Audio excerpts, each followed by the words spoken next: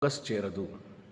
కానీ మాగిన మామిడి పండుకి వెంటనే కుళ్ళిపోవడం స్టార్ట్ అవుతుంది. అంటే మనిషి శరీరం కూడా అంతే.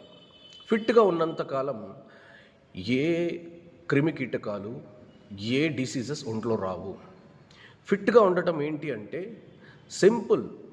నువ్వు ఏమన్నా చెయ్యి, నీ రోగ నిరోధక శక్తిని కాపాడుకో. రోగ నిరోధక శక్తిని కాపాడుకో. ఇప్పుడు ఫర్ ఎగ్జాంపుల్, మనం వెచ్చగా దుప్పటేసి పడుకున్నాం. తెల్లవారుజామున లేచి చలిలో బైక్లో వెళ్తుంటే భయంకరంగా చలేస్తుంది. అదే నేల మీద పడుకొని సింపుల్గా పడుకొని పొద్దునే లేచి చలిలో వెళ్తే చలి ఏమనిపించదు. సో నేచర్కి వీలైనంత మన బాడీని సుఖాలకి కాకుండా టఫ్గా ఉంచుకోవడానికి ప్రయత్నించాలి. మనం ఏంటా బిందాస్ pleasure life. What is pleasure life? Pleasure life is a disease life. సుఖం ఎప్పుడైతే శరీరం సుఖానికి అలవాటు పడిపోతుందో మొద్దు పారిపోతుంది. The more you pleasurised your system, it becomes dumb, మొద్దు పారిపోతుంది. అందుకే పెద్దవాళ్ళు చూసారా, కంచెం ముందు ఎక్కువసేపు కూర్చుంటే త్వరగా తిని లేవరా అంటారు. పెద్దవాళ్ళు చూసారా, తెల్లవారుజామున 5, 6 దాటవుతే 6, 7 అయినా ఇంకా పడుకున్నావు లేవరా అంటారు.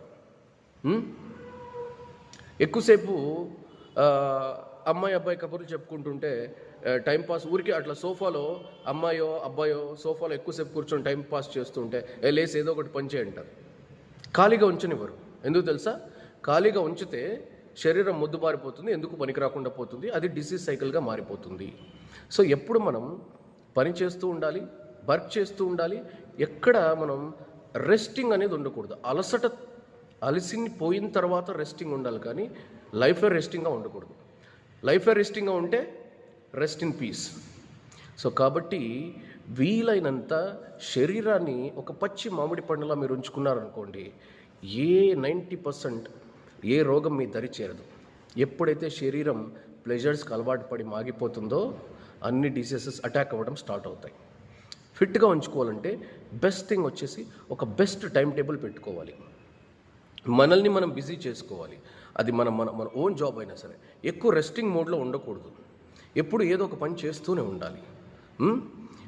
నేచర్కి ఎక్కువ మన సిస్టమ్ని ఎక్స్పోజ్ చేయాలి. ఎండకు శరీరం తగలాలి, గాలి తగలాలి, వర్షంలో కూడా అప్పుడప్పుడు కొంచెం తడుస్తూ ఉండాలి.